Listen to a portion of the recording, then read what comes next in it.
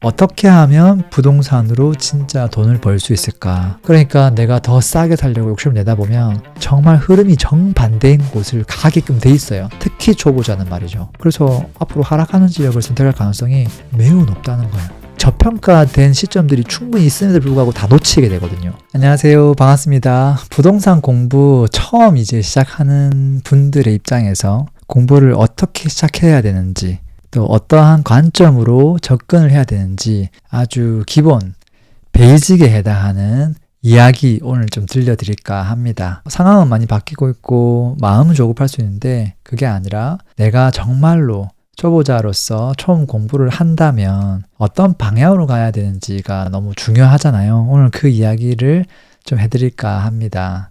보통 이제 일반인들의 코스는 이런 것 같아요. 일단은 싸게 사야 될 것 같아서 경매를 공부하러 가신다거나 아니면 다양한 의견을 좀 들어봐야 될 것 같아서 특강을 좀 들어본다거나, 그리고 이제 부동산으로 돈을 벌고 싶긴 한데 돈이 좀 필요하다 보니까 그거 말고 돈은 좀 적게 들어가지만 또 돈 벌 수 있는 다른 여러 가지 방법들, 부동산과 관련성은 있지만 사실 부동산 본질적인 그런 불로소득이 아닌 내 노동소득이 꽤 들어가야 되는 방법들로 혹해서 빠지는 경우들도 상당히 많습니다. 그리고 이게 지금 과연 집을 사는 게 맞을지 아닐지 그 타이밍만 찾는다고 그냥 영상만 또 계속 보는 분들도 많습니다. 보통은 이렇게 그냥 가는 것 같아요. 저는 이 방식이 일반적이긴 하지만 그게 결코 우리가 뭔가 성장하는데 엄청난 도움이 된다고 생각하지는 않거든요. 우리가 부동산을 왜 하려고 합니까?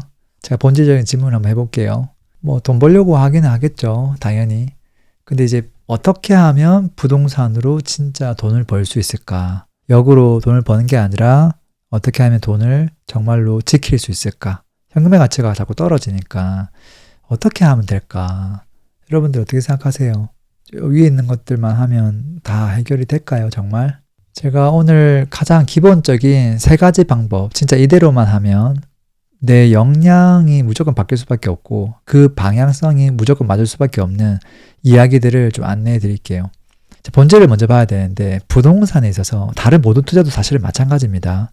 싸게 살 거냐 아니면 오를 수 있는 걸 살 거냐, 결국은 이 2가지 중에 한 가지를 선택해야 됩니다. 그 갈림길에 서 있어요.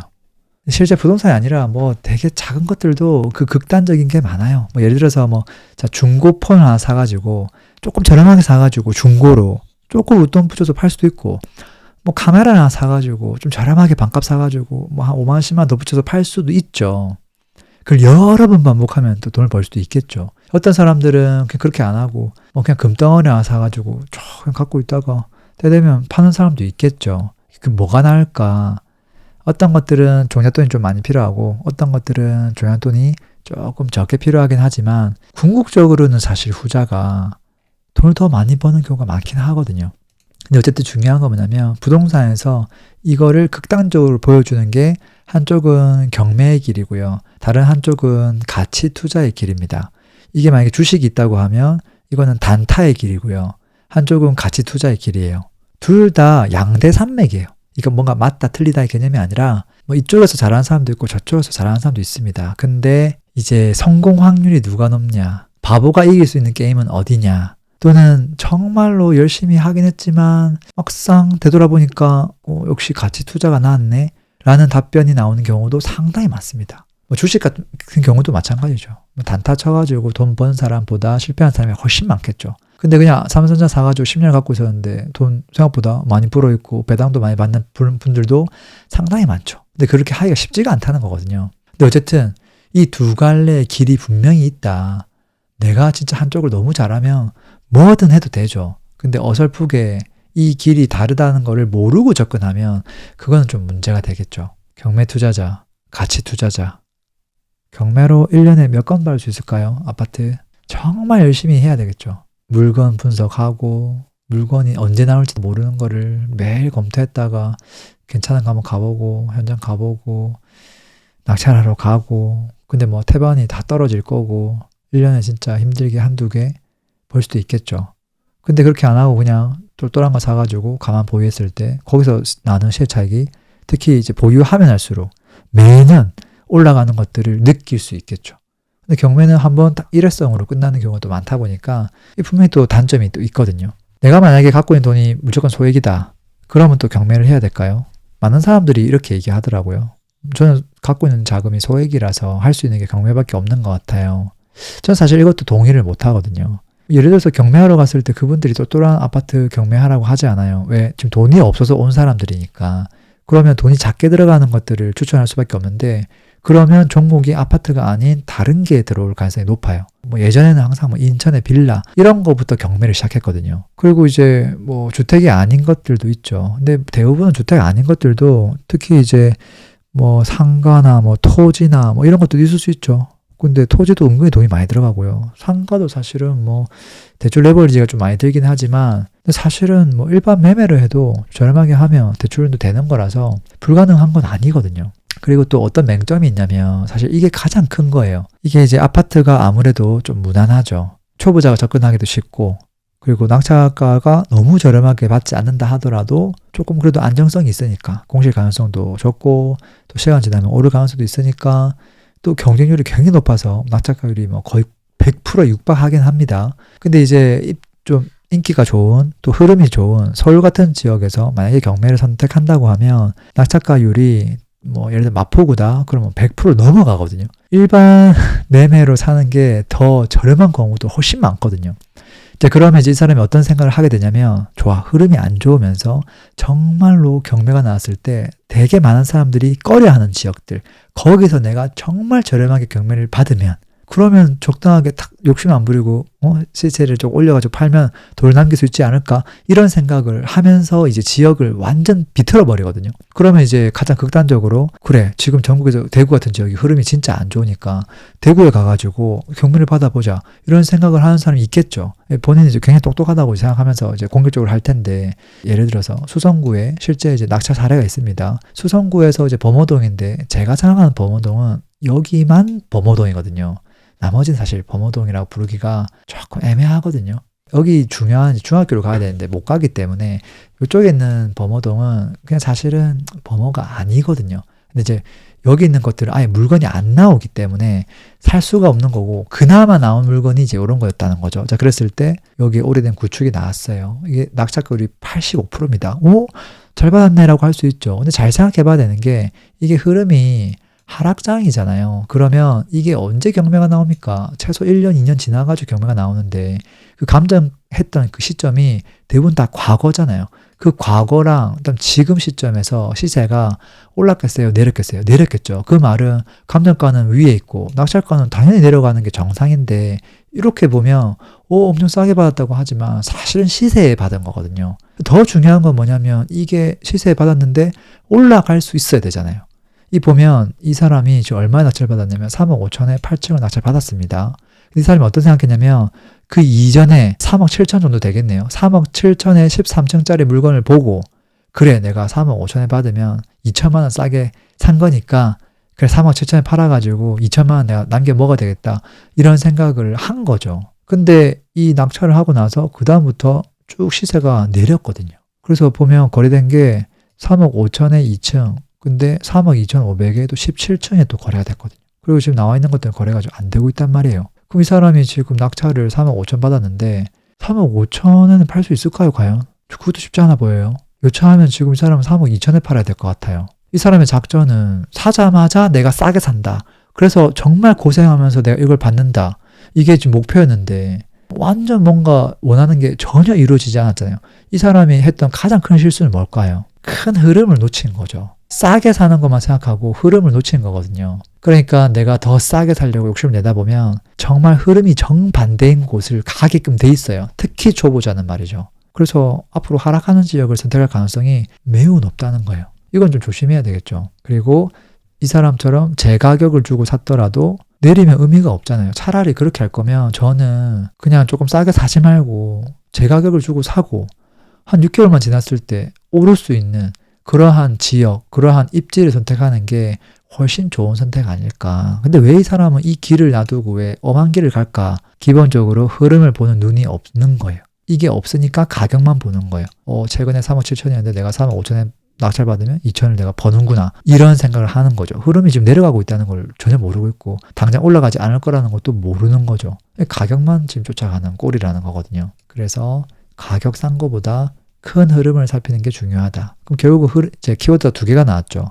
흐름이라는 키워드가 나왔고요. 좀 싸게 사는 거에 나왔습니다. 자, 그랬을 때 내가 만약에 흐름도 잘 보면서 경매로 싸게 살면 이걸 둘 다 할 수 있으면 베스트죠.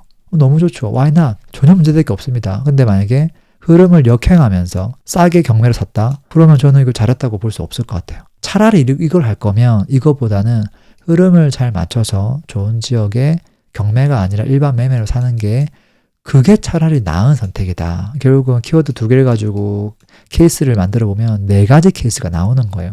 흐름도 잘 보고 싸게 경매를 사고 베스트. 두 번째가 이제 문제인데 그 두 번째가 흐름을 잘 보고 경매를 차라리 그냥 빼버리는 게 낫다는 거예요. 세 번째가 흐름을 못 보고 싸게라도 사는 게 나은 거고 최악은 이제 흐름도 안 보고 경매도 안 보고 그냥 이상한 걸 사는 거죠. 그건 너무 당연한 거고 얘기할 필요가 없는 거고 헷갈리는 게 2번이거든요. 그 2번을 잘 선택해야 된다. 그래서 자, 싸게 사는 게 좋을까? 앞으로 오를 수 있는 걸 사야 될까? 이걸 하기 위해서 오를 수 있는 걸 사려면 나는 어떤 능력이 있어야 되냐? 이 부분이 너무 중요하다는 거고 싸게 살려면 어떻게 해야 되냐? 뭐 금매를 사든 경매를 사든 그러한 능력이 있으면 되는 거고 근데 중요한 건 이 능력도 필요하다는 이야기를 제가 하는 거죠. 종목을 보면 부동산에서 흐름이 크게 중요하지 않은 종목도 있고 흐름이 되게 중요한 종목도 있습니다. 예를 들어서 아파트 같은 경우는 흐름이 너무 중요해요. 오를 땐 다 같이 오르니까. 근데 만약에 뭐 토지다. 저기 뭐 어디 외곽에 무슨 강원도의 토지다. 흐름 안 중요하죠. 흐름이 없습니다. 그런 것들은 흐름이 아예 없진 않아요. 예를 들어서 뭐 경기라든지 뭐 금리가 급등한다든지 그럴 때는 거래가 또 잘 안 되니까 흐름을 타긴 탑니다. 근데 그렇지만 아파트보다는 흐름을 굉장히 적게 탄다는 거죠. 그런 경우는 내가 확실하게 많이 싸게 사면 그래도 남겨 먹을 수 있죠. 근데 이제 내가 지금 하고 있는 종목이 만약에 아파트라면 싸게 사는 것도 당연히 좋긴 하겠지만 그거보다 흐름이 조금 더 중요하다. 이 능력이 우선이어야 된다. 이제 이 이야기도 제가 좀 드리고 싶습니다. 자, 두 번째는요. 흐름도 봐야 되는데 저는 입지를 잘 봐야 된다고 생각합니다. 근데 사람들은 어떻게 하냐면 또 가격에 포커싱을 하거든요. 그래서 입지가 좋은데 야, 이건 좀 비싼 것 같은데 고평가인 것 같아. 과열된 것 같아. 여러 가지 이야기 하거든요. 이미 정고점을 회복해버렸어. 뭐 이런 이상한 이야기를 해요. 정고점이 뭐 10년 동안 절대 돌파를 못하는 뭐 그런 개념이 아니잖아요. 이런 정고점 이야기를 왜 해야 되는지 모르겠습니다. 자, 그 다음에 입지가 안 좋아서 저렴한 건데 그거를 저평가라고 얘기하는 사람들이 있습니다. 예전에 과거가 쫙 올라갔다가 이만큼 떨어져서 많이 떨어졌다고 얘기하는 거예요. 그래서 저는 어떤 생각을 하냐면 여기는 입지가 안 좋아서 예전에 이만큼 오르면 안 되는 거였는데 이게 오버슈팅 된 상태라서 사실 진짜 그래프는 지금 이런 모습이 아니고 옛날 게 거품이기 때문에 사실 이런 모습이다. 얘는 진짜 얼마 더 내려야 되는데 안 내렸다. 이런 결론도 나오기도 하거든요. 그래서 결국은 사실 초보자가 꼭 해야 될 거는 진짜 입지 공부를 해야 된다. 입지를 안다는 말은 사실은 철저하게 그 서열화된 것들을 잘 알고 있고 꿰고 있다는 소리예요. 저도 이걸 몰라가지고 싼 것만 찾아서 외곽으로 갔었거든요. 그 나중에 입지를 알고 나니까 그럴 필요가 없었구나. 내가 이 돈이면 좀 더 좋은 입지를 살 수 있었구나. 그리고 그걸 샀다고 하면 결과가 완전 달랐구나. 이것들을 이제 많이 깨닫거든요. 예를 들어서 똑같은 뭐 10억이 있습니다. 이 10억을 쪼개가지고 10억짜리를 하나를 산 사람, 그 사람 입지를 제일 좋은 걸 샀겠죠. 어떤 사람은 2억씩 쪼개가지고 5개를 산 사람이 있다고 가정해 보자고요. 똑같은 24평인데 2억짜리는 평당가가 1,000만 원밖에 안 하잖아요. 평원도 안 하죠. 900만 원밖에 안 하고 24평을 10억짜리를 하나를 산 사람은 평당가가 4천이 넘는단 말이죠. 4천만 원짜리 입지와 900만 원 입지는 다르잖아요. 누가 더 많이 올라야 됩니까? 900만 원짜리 더 오른다고 하면 이건 사기죠. 그러면 부동산 공부를 아예 할 필요가 없죠. 입지 공부를 할 필요가 없거든요. 실제 통계를 가지고 팩트체크를 다 해보면 평당가가 비싼 입지가 연평균 상승률 자체가 더 높습니다. 결국은 입지 공부를 해야만 한다는 거고 그 서열화를 깨고 있어야 된다. 그리고 이제 입지를 안다는 말은 무슨 말이냐면 그냥 내가 가진 주관적인 관점으로 마음대로 얘기하는 게 아니에요. 야, 여기는 뒷산이 있어서 참 좋은 입지네. 이건 완전 그냥 자기만 좋아하는 주관적인 이야기인 거죠. 그게 아니라 이게 그 가격이라면 그만한 이유가 있을 거거든요. 왜 이 사람들이 그 비싼 돈을 주고 이 지역에 거주를 할 수밖에 없는지. 아니 돈을 조금 더 내리고 더 안 좋은 입지로 갔을 때 그거 이상으로 누릴 수 있는 입지가 진짜 있는지 찾아보면 없거든요. 그리고 여기서 조금 더 입지를 높이고 싶은데 그럼 어떻게 될까? 생각해보면 이 사람들 입장에서 정말 웃돈을 많이 줘야지만 가능하다는 걸 알거든요. 그러니까 어쩔 수 없이 여기에 살고 있구나. 이제 그것들을 이해해야 된다는 거예요. 그 거주하는 사람들 입장에서. 근데 이제 많은 사람들이 실수하는 것들이 이런 것들이죠. 그냥 오래된 구축 아파트 나중에 재건축되면 돈 많이 벌겠지. 근데 입지가 좋은 것들은 고평가돼 있는 것 같아. 강남의 재건축은 말도 안 되게 비싸. 고평가야. 그러니까 경기도 조금 외곽 중에서 아파트 오래된 것들 한 90년 되면 나중에 시간 지나면 재건축 되겠지 라고 생각하면 사는데, 재건축은 연식만 된다고 되는 게 아니라 사업성이 나와야 되는데, 그 사업성은 그냥 뭐 세대수가 뭐 앞으로 분양할 수 있는 세대수가 얼마고 뭐 대지 지분이 얼마고 이게 사업성이 아니라 얼마에 내가 이걸 팔 수 있느냐, 얼마에 분양할 수 있느냐, 거기에서 사업성이 나오는 거거든요. 근데 이제 외곽에 있는 것들은 비싸게 분양하면 분양이 안 됩니다. 입지가 좋은 것들은 지금 구축을 굉장히 비싸게 분양해도 다 사갑니다. 그러니까 거기서 사업성이 열리는 거거든요. 근데 그런 것들을 놓치는 거죠. 쓸데없는 이상한 사업성 평가에 빠져가지고 똑똑한 척을 하지만 결국 좋은 결과를 못 내죠. 그리고 이제 또 어떤 실수를 하냐면 껍데기를 많이 보죠. 그 대표적인 사례가 이런 거죠. 올파포, 둔전주공 재건축한 거. 이 녀석이랑 지금 헬리오랑 시세가 지금 거의 똑같습니다. 근데 헬리오시티는 송파구고요. 여기는 강동구거든요. 근데 이제 강동구니까 입지가 한계가 있는 거 아니야? 이 한계가 있는데 얘 너무 비싼 거 아니야? 고평가인데? 이렇게 또 판단하거든요. 그게 이제 지역명, 껍데기만 보고 판단하는 거죠. 실제 입지 평가를 해보면 헬리오랑 충분히 경쟁할 만하네. 진짜 나보고 물어봐도 어디가 좋냐 라고 물으면 야 진짜 아빠가 좋아 엄마가 좋아 답변하는 것처럼 진짜 어렵네. 단 1점을 어딘가 더 주기도 쉽지가 않네. 이런 생각이 전 들거든요. 그러면 시세가 같이 가는 게 맞겠다. 이제 이러면 이제 정상적으로 이제 이 둘을 이제 봐줄 수 있는데, 이상한 입지 평가를 하게 되면 이제 완전 이제 엄한 결과가 나오죠. 그래서 좋은 선택을 할 수 있음에도 불구하고 선택을 못 하게 되거든요. 예를 들어 지금 내가 어떤 돈이 있어요. 토지 허가 그것만 아니었다고 하면 헬리오시티 사고 싶은데 어떡하죠? 그럼 이거 사세요. 똑같은 가치인데 강동구 토지거래 허가지역 아니잖아요. 근데 헬리오시티 오를 것 같은데 얘는 안 오를 것 같은데요? 아니 똑같은 가치라니까요. 입지가 똑같다니까요. 오르면 얘 완벽하게 똑같이 오른다니까요. 그럼 왜 고민하는 거예요? 지금 뭐 토지라서 못 사는 거라면서요. 그럼 저거 사면 되잖아요. 이런 선택이 가능해진다는 거거든요. 입지를 알면. 그 다음에 이제 입지를 잘 모르니까 상품성을 너무 많이 보거든요. 그래서 입지가 좀 구축이 있고 입지가 아쉬운 신축이 있으면 자꾸 외곽으로 합니다. 그래서 거기 외곽에 있는 신도시가 저렴하고 앞으로 엄청 많이 오를 수 있을 것 같고, 또 그 옆에 또 일자리가 어디 있으니까 충분히 여기 출퇴근 30분 만에 가능하다고 막 이야기를 계속 하는데, 사실은 그게 단순히 일자리 가까운 것만 되는 게 아니라 그 일자리가 이제 외곽에 있는 일자리가 아니라 이 강남을 중심으로 판단해 줘야 되는데, 그게 아닌 일자리 가지고도 판단하는 경우가 너무 많더라. 그리고 또 이제 역세권만 너무 생각하는 분들도 많아요. 역세권이 다가 아니잖아요. 자녀들이 있는데 초등학생, 중학생, 고등학생이 역세권이 의미가 있나요? 집에서 나오면 어디로 가야 돼요? 학교로 가잖아요. 그럼 학교하고 집하고 거리가 중요하잖아요. 얘네들 중요한 게 뭐예요? 공부가 중요하죠. 공부하려면 어디 가야 돼요? 학원, 도서실 뭐 이런 데 가잖아요. 그럼 좋은 학원이 있어야 될 거 아니에요. 그리고 학군이 좋아야 될 거고. 근데 그랬을 때 역하고 아무 상관이 없죠. 가족 구성원 중에 사실 출근하는 사람, 그 사람 빼고는 역세권이 아무 의미가 없거든요. 이제 그러기 때문에 자녀 입장에서도 가족 전체 입장을 생각해보면 그럼 입지 평가가 완전 달라집니다. 근데 보통 초보자들이 딱 자기만 생각해. 나 출근하니까. 특히 이제 나는 아이가 없으니까 뭐 이런 소리 하거든요. 근데 사실 모든 사람이 자녀가 없는 게 아니잖아요. 그걸 좀 대중적으로 생각할 필요가 있다. 그게 진짜 입지다. 그래서 가격이 입지가 아니라 정확하게는 평당 가격이 입지다.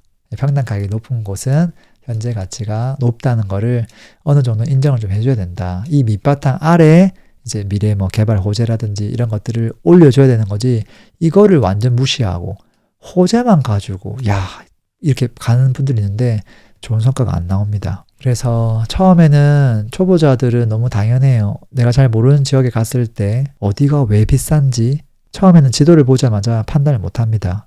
그러니까 어떻게 하냐면 초보자들은 뭐 성북구, 동대문구 간 다음에 거기서 제일 비싼 아파트 순으로 한 5개, 10개를 뽑아요. 뽑은 다음에 그 아파트를 가보죠. 여기가 왜 비싸지? 이래서 비싼가? 하면서 일단 순위를 딱 맞춰놓고 끼워 맞추기를 하죠. 이거 납득이 잘 안 가는데 왜 그렇지? 그리고 이제 꼭 공부를 하다 보면 납득이 조금 가네 하는 순간들이 있어요. 근데 중요한 건 그래도 한계가 뭐냐면 가격을 보고 끼워 맞춘다는 거예요. 근데 처음에는 그렇게 하는 게 정상이에요. 왜? 내가 입지평가를 완벽하게 못하기 때문에. 근데 나중에 내가 입지평가를 잘하게 되면 어떤 일이 벌어지냐면 그 1등부터 10등까지 등수를 안 뽑아도 그냥 내가 입지평가를 해서 어떤 게 더 좋다를 그걸 먼저 결론을 내릴 수 있게 돼요. 그걸 하고 나면 내가 내린 그 입지평가 대비 가격이 얘가 좀 저렴하네 이런 것들이 눈에 자꾸 밟히게 됩니다. 그러니까 예를 들어서 헬리오랑 뭐 올파포가 있었을 때 올파포가 분양을 딱 했잖아요. 그러고 나서 이제 뭐 입주도 하고 시간이 지나는 그런 단계에서 헬리오 대비 올파포 분양가가 저렴하네? 이렇게 판단이 돼줘야 되는데 비싸네? 뭐 강동구네? 이렇게 해버리니까 저평가된 시점들이 충분히 있음에도 불구하고 다 놓치게 되거든요. 그리고 이제 하락장 지나가고 촥 올라갈 때 신축 대단지 아파트가 먼저 올라갔단 말이에요. 이제 그랬을 때도 뭐 잠실에서 올라가고 바로 또 뭐 헬리오 올라가고 했을 때 또 한 템포 올파포는 좀 느리게 갔거든요. 그럼 그런 것들을 그냥 피 주고 분양권 바로 샀으면 됐는데 이걸 못 사게 되는 게 입지평가를 제대로 못하기 때문에 그렇거든요. 그게 비단 이 하나 예시뿐만 아니라 되게 많은 지역에 그런 사례들이 너무 많거든요. 근데 시간이 지나면 따라 올라가 버리는. 뭐 예를 들어서 뭐 한 또 2년 전으로도 돌아가 보면 신축 아파트 산다고 뭐 분당에 있는 재건축 가능한 1급지에 있는 오래된 구축 아파트를 등한시했거든요. 근데 시간이 지나니까 어떻게 됐어요? 지금 분당에 있는 1급지가 시세가 한 2년 전에 비슷했던 아파트 시세를 지금 넘겨버렸거든요. 그러니까 그것도 사실 입지평가를 제대로 못한 거예요. 이 좋은 입지에 무엇을 봐야 되냐? 학군을 봐야 되는데 사람들이 또 어떻게 했냐고 제가 봐보니까 어디가 더 통합 재건축 가능성이 높을까? 이런 걸 따지면서 입지를 조금 무시하고 통합 재건축 가능성 그 항목들만 평가하면서 야, 요쪽에 있는 단지 세가 더 가능성이 높습니다. 이런 이야기를 하는 사람 제일 많이 봤어요. 근데 제가 그때 전망하면서 어떻게 했냐면 필요 없다. 그 조그만 거보다 결국 입지다. 만약에 입지 좋은 곳들이 통합 재건축으로 지정이 안 된다 한들, 선도지구가 안 된다 한들, 만약에 외곽에서 선도지구 지정됐다? 그럼 입지 좋은 거는 걔보다 훨씬 많이 오를 거다. 결국은 정답은 정해져 있다. 다 무시하고 입지가 좋은 곳들 뻔히 정해져 있었거든요. 순회역 가까운 곳들, 그 다음 서현역 가까운 곳들, 거기 시범단지하고 청구하고 여기 무조건 1순위다. 그냥 이거는 뭐가 됐든 간에 선도지구 지정이 되든 안 되든 근데 결국은 거기가 지정도 돼버리고 시세도 분출해버리고 근데 지정 안 된 것도 입지 좋은 것들은 지금 엄청 올랐고 그게 아닌 것들은 천천히 가고 있거든요. 이 결국은 입지였다는 거고 그래서 입지를 잘 알면 남들이 보지 못하는 진짜 저평가된 단지를 알게 된다는 거예요. 그러니까 앞에 제가 처음에 화두를 던졌죠. 입지가 좋은데 비싸 보인다. 사실 이게 아닌 경우가 많아요. 비싼 게 아니라 딱 제 가격이네. 지금 이걸 사야 되는구나. 그리고 반대로 입지가 안 좋아서 저렴한데 저평가구나가 아니라 입지가 안 좋아서 제 시세라는 거죠. 저평가는 아니라는 거죠. 그리고 이제 결국은 내가 가격을 안 보고도 입지를 판단할 수 있을 때까지 입지 공부는 필요하다. 그게 단기간에 만들어지지가 않습니다. 제가 해보니까. 그래서 이거는 차근차근 공부를 해나가는 게 필요하다. 그래서 제가 이 두 번째로 가져온 거고요. 마지막으로 세 번째는 뭐냐면 부동산을 한 번 선택하고 끝난다고 생각하는 분들이 너무 많아요. 그래서 너무 막 조급해하면서 다급하게 레모님 지금 집을 사야 되나요? 뭐 어떤 거 사야 되죠? 저 지금 만약에 사야 되고 저 뭐 A 지역에 아파트 사야 된다. 뭐 결정 났다고 보자고요. 그거 하나 산다고 해서 뭐 대박 날까요? 엄청 부자 될까요? 자기만 부자 될까요? 지금 뭐 전 국민의 50%가 내 집 하나 다 들고 있는데 그 사람들은 그냥 가만 들고만 있어도 똑같이 올라가는 거거든요. 그러니까 그 사람들의 그냥 내가 합류하는 것 뿐이에요.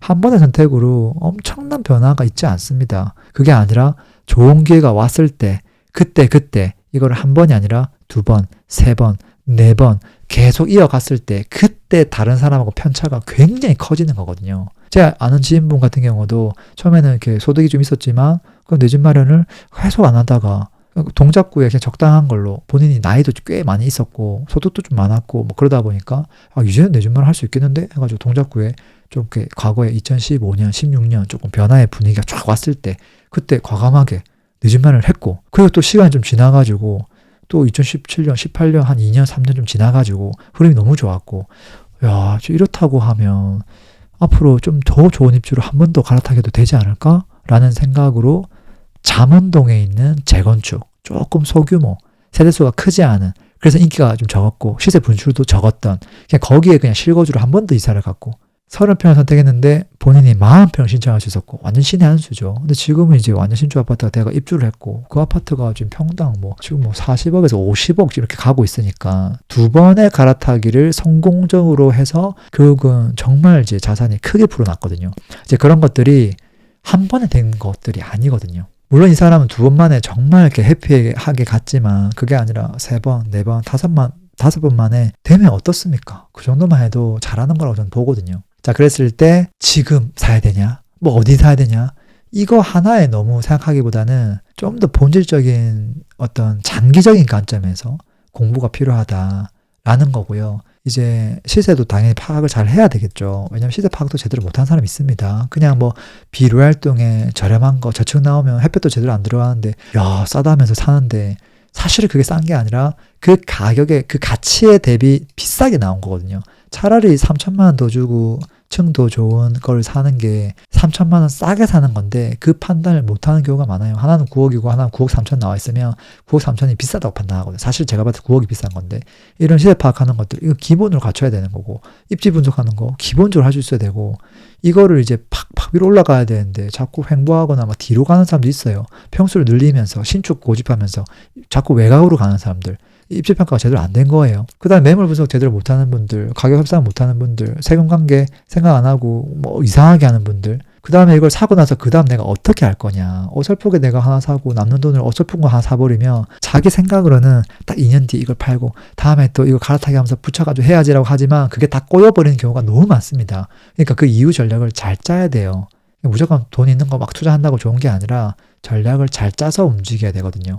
그리고 이제 내 현금 자산을 이제 어떻게까지 내가 이거를 쓸 거냐, 얼마 정도 남길 거냐, 그것도 중요하거든요. 왜냐하면 모든 것들이 내가 예상한 대로 안 되는 경우도 많기 때문에 그게 틀어졌을 때 뭔가가 좀 있어야 됩니다. 내가 갭 투자를 했을 때도 역전세 맞을 백업이 필요한 거고 실거주 했을 때도 금리가 올라가서 대출이자가 늘어나는 것도 좀 감안해야 되는 거고 이제 그런 걸 감안했을 때 영끌은 당연히 위험하다는 거고요. 그리고 이제 내 미래 소득 어떻게 될지 좀 염두에 둬야 되고 그리고 커버 가능한 현금 흐름 당연히 있어야 되고 돈을 얼마큼 넣어야 될지도 알아야 되고 얼마를 남겨 놓을지도 알아야 되고 대출을 할 때도 적정 대출이 얼마인지도 잘 결정해야 되고 그 다음에 이걸 샀을 때 내가 얼마 정도 올랐으면 만족하겠다라고 하는 기대치도 있어야 되는데 너무 막연하게 사두면 많이 오르겠지가 아니라 그래 나는 연평균 몇 프로 상승률이면 만족할래. 여기는 그 정도를 만족할 수 있는 입지겠다. 이런 생각을 가지고 현실적으로 들어가야 되는데 사놓고 그냥 기다리면 좀 적당히 많이 오르는 거 아니야?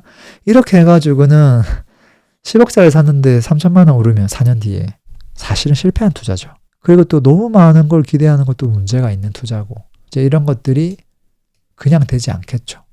기본적인 것들, 키워드를 제가 나열을 많이 했는데 하나하나에 대해서 조금 고민도 많이 하고 공부도 하고 설계해 나가면서 하나씩 진행해야 되지 않을까.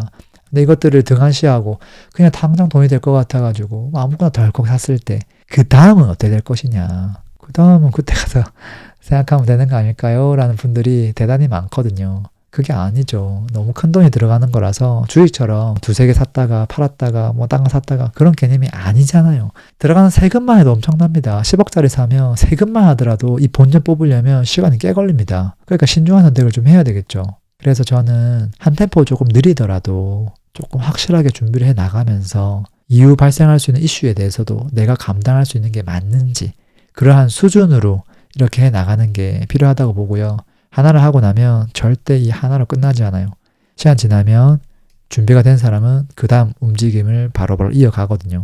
작전을 펼치고 어떻게 설계도 하고 근데 그때그때 대화한 사람들은 너무 분위기에 편승해서 하는 분들이 많죠. 그렇게 되지 않으려면 방금 얘기했던 이 세 번째 약간 기본적인 것들에 대한 공부들을 장기적인 관점에서 내가 부동산을 한번 사고 끝나는 게 아니라 처음에는 5억짜리 샀다가 나중에 10억, 20억, 30억 늘어나갔을 때 사실 공부해야 될 그 왕관의 무게가 더 커지거든요. 그것들에 대해서도 꾸준하게 공부해 나갈 마음의 다짐을 하고 조금씩 나가야 된다. 그 이야기를 해드리고 싶습니다. 정리를 해보면요. 이렇게 됩니다. 아까 너무 싼 것만 고집하는 분들은 분명히 경매로 갈 거예요. 경매가 나쁘다는 게 절대 아닙니다. 경매까지 잘하면 너무 좋죠. 근데 다른 걸 다 못하는데 그냥 경매로만 가면 돈을 많이 벌 수 있다 생각, 이게 저는 참 안타깝다는 거거든요. 그래서 경매로 가는데 자, 싸게 사면 팔기도 쉽고 내가 무조건 돈 남길 수 있겠지, 이런 생각을 할 거고, 그리고 경매를 샀으니까, 안전하게 샀으니까, 싸게 샀으니까 경매를 최대한 레버리지를 많이 해가지고, 그리고 내가 또 돈이 적으니까, 그러니까 나는 또 경매를 해야 되고, 그러니까 경매 레버리지를 최대한 이용해야 되고, 이렇게 했을 때 이게 내가 원하는 흐름대로 가지 않으면 완전 꼬이는 거예요. 그것도 잘 생각해야 되고요.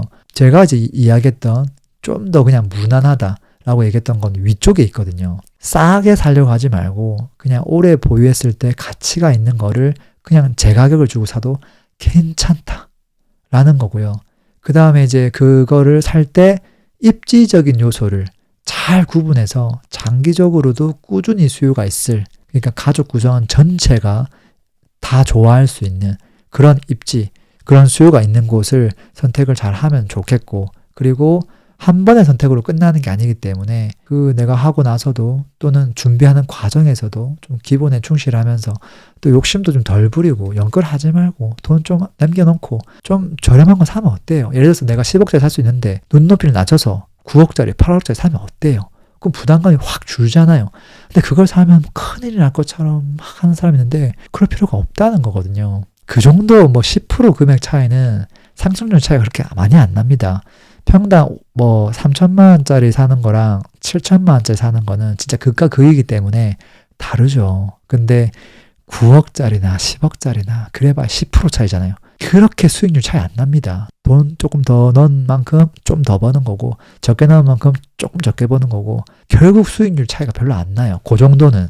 그러니까 욕심 조금 내려놓고 기본에 충실하면서 너무 급하게 지금 내가 빨리 사야 되는데 호가도 1,000만 올랐네가 아니라 조금 더 준비하면서 가도 괜찮다. 뭐 2, 3천만 원, 5천만 원 오르고 가도 괜찮다. 그런 이야기들을 좀 드리고 싶습니다. 그래서 오늘 했던 이야기들 중에서 초보자들이 조금 더 관심을 가야 될 키워드가 있겠죠. 일단 입지 공부해야 되겠다. 입지 공부하는 거 필요하고, 근데 입지 공부하려면 안 가볼 수가 없을 거예요. 그래서 당연히 임장은 따라와야 돼요. 그 다음에 아까 흐름이 중요하댔죠. 부동산 사이클, 흐름에 대한 이론, 뭐 이런 것들 당연히 필요하다. 그 다음에 부동산보다 내 상황에 대한 적절한 통제도 필요하다. 결국 마인드셋도 좀 필요합니다.